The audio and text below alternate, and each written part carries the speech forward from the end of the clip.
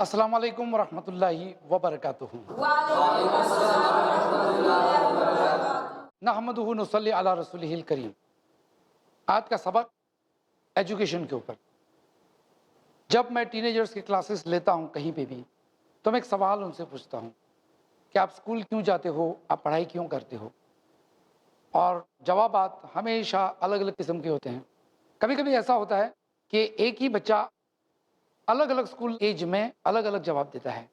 मिसाल के तौर पे, जब कोई बच्चा नर्सरी में जाता है या केजी में जाता है और आप उसे पूछेंगे, बेटा तू स्कूल में क्यों जाता है, तो कहता है मम्मी मुझे छोड़ के आती है इसलिए। यानी उसके स्कूल जाने का मकसद ये है कि मम्मी उसे छोड़ के आती है, इसलिए वो स्कूल जाता है। अब थोड़ा सा बड़ा हो जाता है, 4-5 साल के बाद, अब मुझे स्कूल में मज़ा आता है, टीचर भी अच्छी है, फ्रेंड सर्कल है।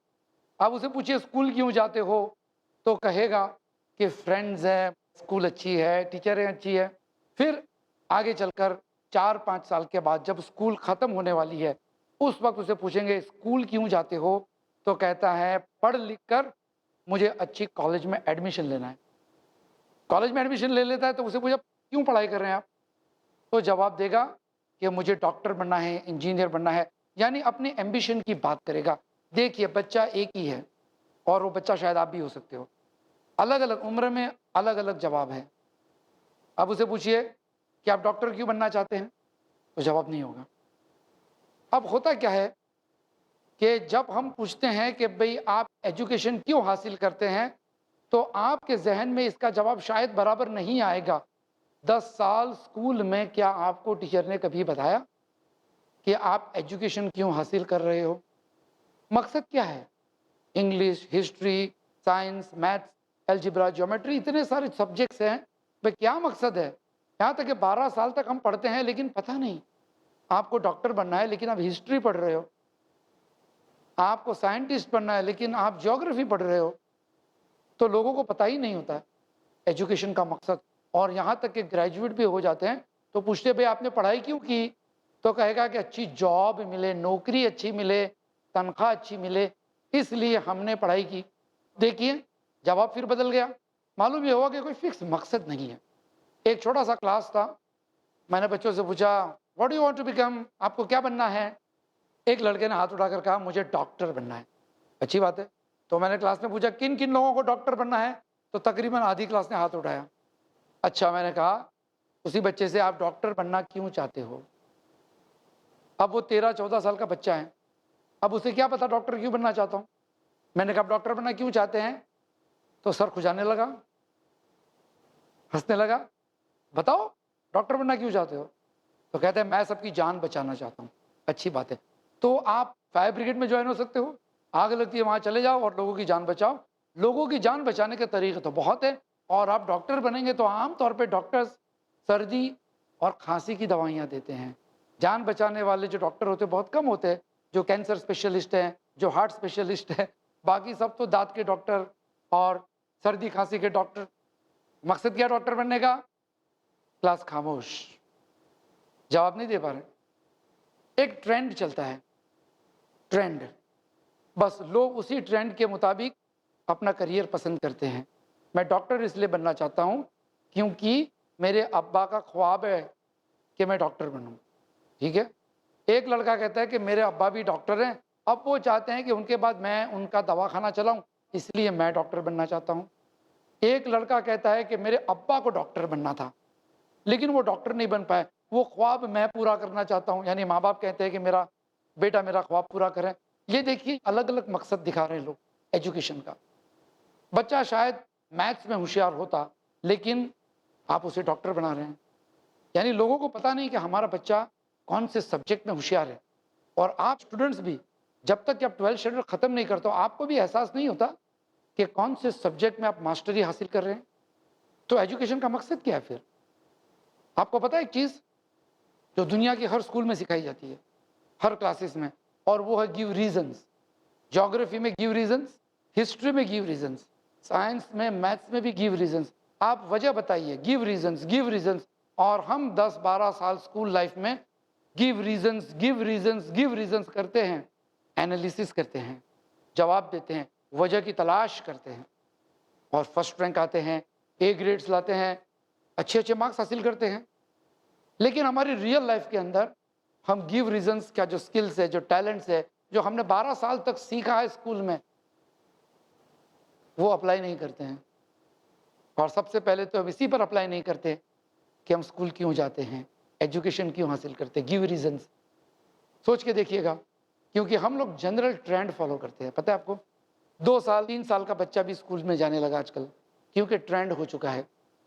और अगर आप देखो तो बहुत सारे बच्चे जो स्कूल में जाते हैं, ये पहले से ही ठान लेते हैं कि मुझे इंजीनियर बनना है, डॉक्टर बनना है, पायलट बनना है, लेकिन इनको वजह पता नहीं होती कि क्यों बनना है।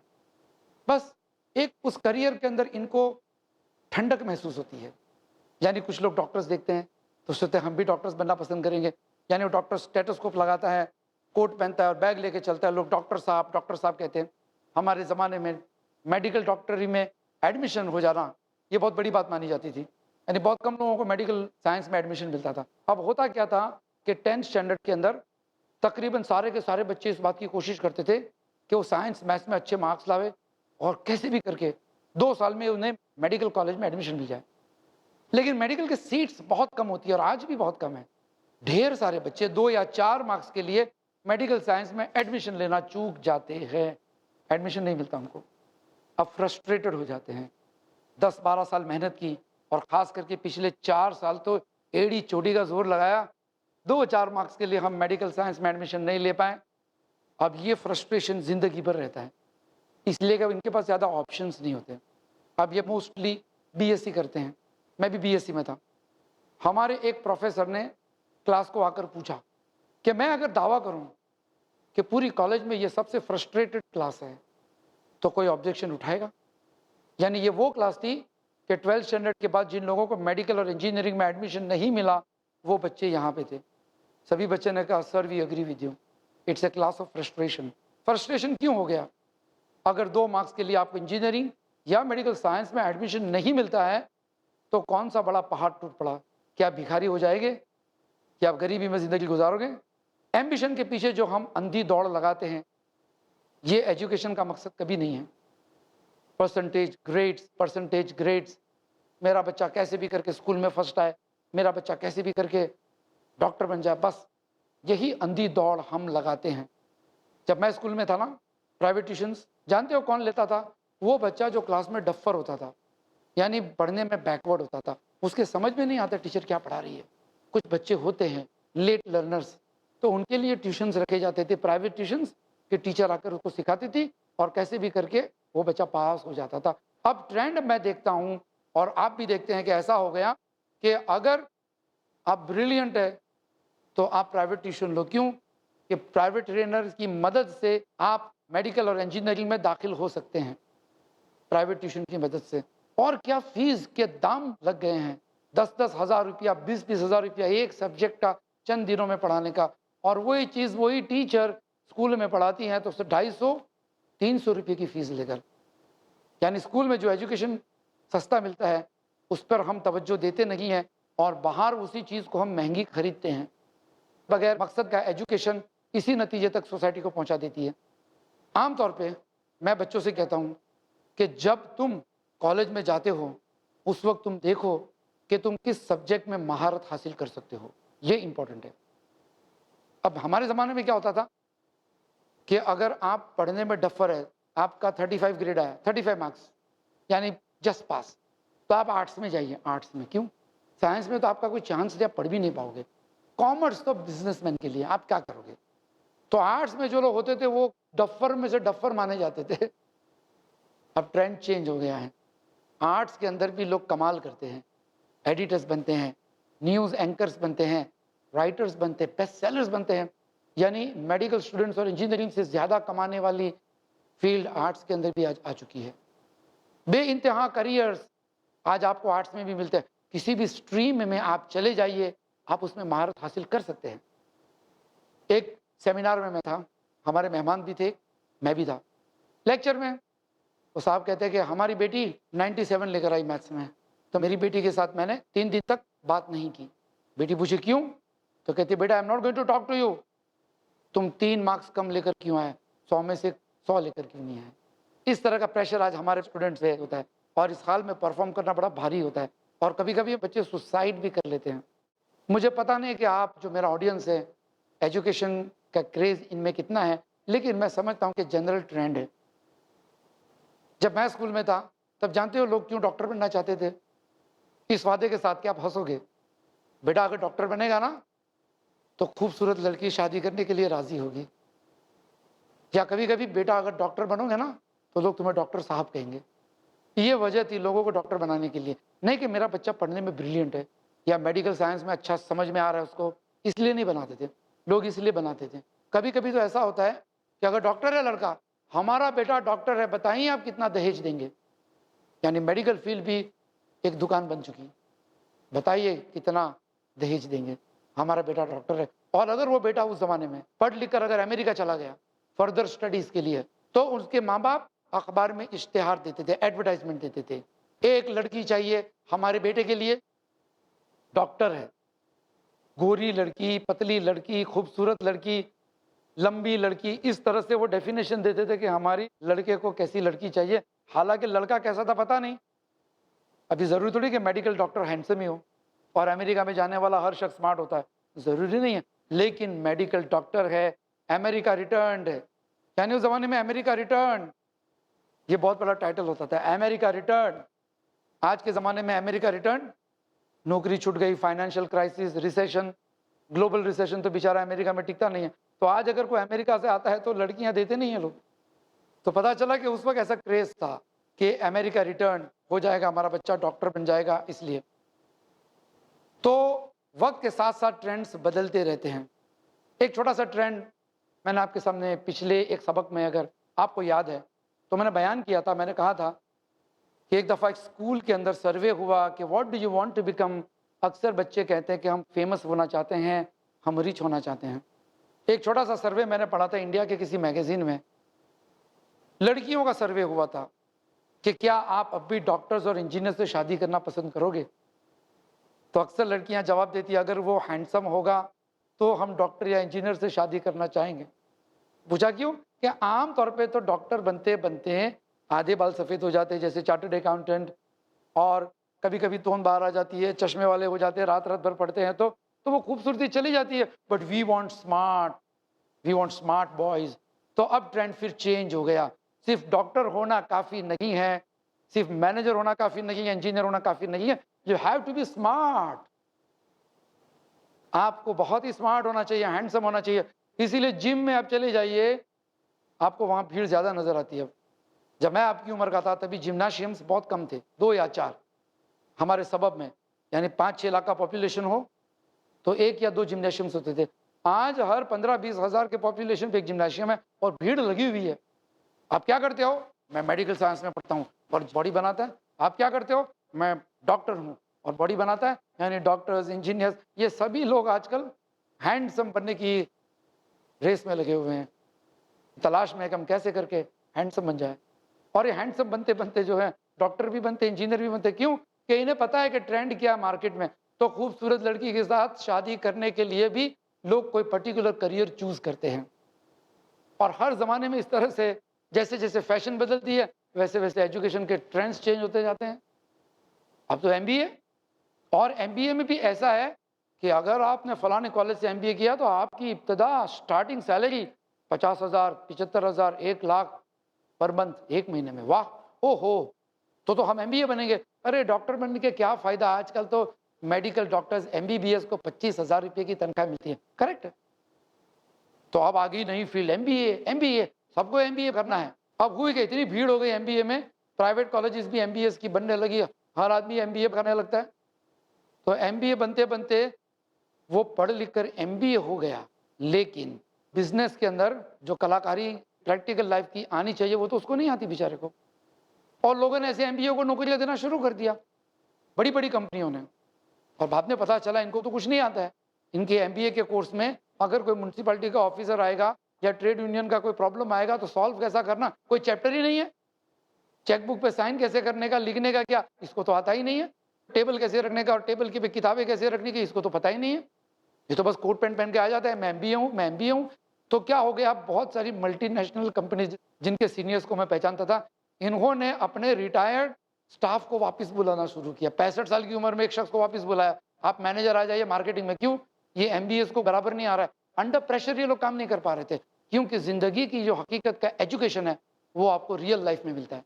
आपकी डिग्री कोई भी रहेगी, अगर आप डॉक्टर भी है, लेकिन डॉक्टर बनने के बाद एक सीनियर डॉक्टर के अंडर में आप ट्रेनिंग नहीं लेंगे और अपडेट्स मेडिकल साइंस का पढ़ते नहीं रहोगे, इंजीनियर बनने के बाद आप इस तरह की तालीमें हासिल नहीं करोगे, तो आप बहुत जल्द आउटडेटेड हो जाएंगे।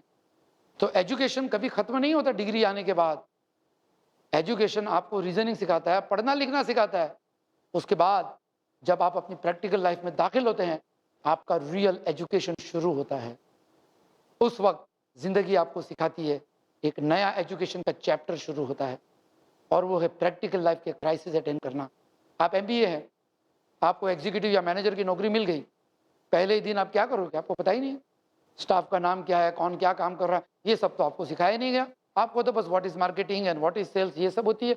इसीलिए आप देखोगे कि बड़ी बड़ी मल्टीनेशनल कंपनीज अपना एक बजट रखती है, अपने स्टाफ के नॉलेज और स्किल्स टैलेंट्स को बढ़ावा देने के लिए स्पेशल कोर्सेज रखती हैं।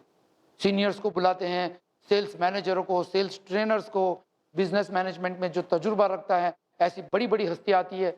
हज़ारों लाखों डॉलर्स इनकी फ़ीस होती है, और ये एमबीएस को सिखाते हैं वो चीज़ें जो ये कॉलेज में मिस कर गए। इतनी सारी फ़ीस भरने के बाद आप तो जानते होंगे एमबीए की फ़ीस कितनी है, 2 लाख 3 लाख जैसी सैलरी मिलने के वादे उसके मुताबिक फ़ीस होती है। उसी तरह हमारी मेडिकल कॉलेजें भी आ गई, प्राइवेट कॉलेजेस। आप मेडिकल कॉलेज में एडमिशन नहीं पाए तो कोई बात नहीं, आप हमारी कॉलेज में आ जाइए, यहाँ आप मेडिकल स्टडीज़ हासिल कीजिए। हालांकि मेडिकल स्टडीज़ ब्रिलियंट लोगों के लिए, क्यों? किसी की जान का सवाल है ना। आप 50-60 मार्क्स लेकर आएंगे और सोचे कि मैं डॉक्टर बन जाऊँ, डॉक्टर तो बन जाएंगे, लेकिन क्या आप किसी की जान के साथ खेल नहीं रहे हैं? You don't deserve to be a doctor, you don't deserve. लेकिन आपके अब्बा के पास 25 लाख रुपीज़ हैं, 26 लाख रुपया हैं, इसीलिए आप डॉक्टर बन सकते हो। और वो बच्चा जो ब्रिलियंट था, चंद मार्क्स के लिए उसने मेडिकल की एडमिशन मिस कर दी, क्या उसका हक नहीं था डॉक्टर बनने का? उसका भी हक था, बल्कि ज़्यादा हक था। तो आज एजुकेशन एक इंडस्ट्री बन चुकी है, आज एजुकेशन एक मार्केटिंग गिमिक बन चुका है, एक व्यापार बन चुका है, और लोगों ने उसके ज़रिए फ़ायदे हासिल करने शुरू कर दिए। एक लड़के की शादी होने वाली थी, और क्योंकि वो प्राइवेट मेडिकल कॉलेज में जाकर 25-30 लाख रुपया खर्चा करके डॉक्टर बना था, तो उसकी माँ ने पहले ही दिन कह दिया, शादी की जब बातचीत चल रही थी लड़की वालों से, कि हम तो दहेज लेंगे भाई, इसलिए कि हमारे बच्चों को डॉक्टर बनाने में हमको 25 लाख रुपया खर्च हुआ है। ये एक ट्रेंड चलता है। तो जब समाज में एजुकेशन, मेडिकल थिंग्स, ये सब चीज़ों का बोलबाला मार्केटिंग की नज़रों से हो जाता है, इंडस्ट्री और पैसे के नज़रों से हो जाता है, तो वो समाज में education field, medical field, engineering field, इनमें बेकारी आती है, इनकी क्वालिटी अच्छी नहीं रहती है। और साथ ही साथ आप देखोगे कि यहाँ पे समाज में अलग अलग किस्म के मॉरल बिगाड़ भी पाओगे, और ये बहुत कॉमन चीज़ है। मैं कोई नई आपको नहीं बता रहा हूँ, ये आपको भी पता होगा, लेकिन यहाँ पे हम इस सबक को रिवाइज कर रहे हैं कि समाज में ऐसी चीज़ें होती है। उसकी वजह यह है कि समाज में एजुकेशन का पर्पस हट चुका है, बल्कि था ही नहीं। मैं भी जब आपकी उम्र का था तो मैं भी सोचा करता था मुझे सिविल इंजीनियर बनना है, सिविल इंजीनियर बनना है, लेकिन मैथ्स और ज्योमेट्री में मैं बहुत पुअर था, मुझे कभी भी एहसास ही नहीं हुआ। लेकिन फलाने सिविल इंजीनियर है, ढिम के सिविल इंजीनियर है, उस सिविल इंजीनियर के पास गाड़ी है, ये सब बातें हम दोस्तों में करते थे, तो हमको शौक आता था कि हम भी सिविल इंजीनियर बने। बाद में आगे चलकर पता चला मैं साइंस में फेल हो गया। अब साइंस में फेल होने के बाद क्या करूं, करियर ही नहीं मेरे पास। कि अब्बा के कारोबार पे चला जाऊं, पैसा चाहिए कारोबार करने के लिए, अब्बा के पास तो कारोबार का पैसा भी नहीं है, अब क्या करेंगे? तो लाखों करोड़ों बच्चे दुनिया के, खास करके हिंदुस्तान के लाखों बच्चे इसी तरह से कश्मकश में फंसे हुए रहते हैं कि हम करियर कैसे चूज करें। आपको देखना चाहिए कि आप किस सब्जेक्ट के अंदर होशियार हैं। हिस्ट्री, ज्योग्राफी, मैथ, साइंस, अंग्रेजी, आपको जिस सब्जेक्ट के अंदर तड़प है, जो सब्जेक्ट आपको पढ़ने पर फौरन समझ में आ जाता है, जिस सब्जेक्ट की तालीम हासिल करने में आपको ज़रा भी कंटाल नहीं आता, मेहनत करने में मज़ा आता है, उन सब्जेक्ट के अंदर ही आपको करियर चूज़ करना चाहिए। This is how you choose a career. Career कभी भी ऐसा चूज़ मत करो कि जब मैं 5 साल के बाद डिग्री हासिल कर दूंगा तो मुझे इतनी तनख्वाह मिलेगी। हो सकता है तब तक इतनी सारी भीड़ हो जावे उस स्ट्रीम के अंदर कि तनख्वाह आधे से भी कम हो जाएगी, तनख्वाह आधे से भी कम हो सकती है। जब तक आप पहुंचे वहां पे तब तक भीड़ बहुत हो गई होगी। इसीलिए हम कहेंगे कि जब आप करियर चूज करो तो ये देखो कि आपकी महारत, आपके स्किल्स किस में है। उसके बाद कोई सीनियर आदमी हो, आपके चाचा, आपके मामू या कोई प्रोफेसर, आप उनके पास जाकर मशवरा करो कि सर मेरे ये सब्जेक्ट्स में महारत हासिल है, इसमें मुझे कौन सी फील्ड में गुंजाइश है, मेरे फिजिक्स अच्छा है तो मैं क्या क्या बन सकता हूँ, मुझे इंग्लिश लैंग्वेज का बहुत शौक है तो मेरे लिए क्या क्या कोर्सेज है, उसमें से आप देखिए आपके लिए कौन सा कोर्स मुफीद है, कौन से कोर्स में आपको लगता है कि दिलचस्पी आ रही है। आप शोहरत मत देखिए कि मैं सुपरस्टार कैसे बन जाऊं। करियर सुपरस्टार बनाने के लिए नहीं होता है, करियर होता है हलाल की रोजी कमाने के लिए। और इसी दुआ के साथ ये सबक यहाँ ख़त्म होता है कि अल्लाह ताला हमें अकल दे और हम सही तौर पे अपने करियर चूज़ करें।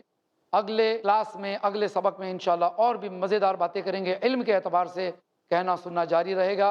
जज़ाकल्लाहु खैरन। अस्सलामु अलैकुम व रहमतुल्लाहि व बरकातुहू।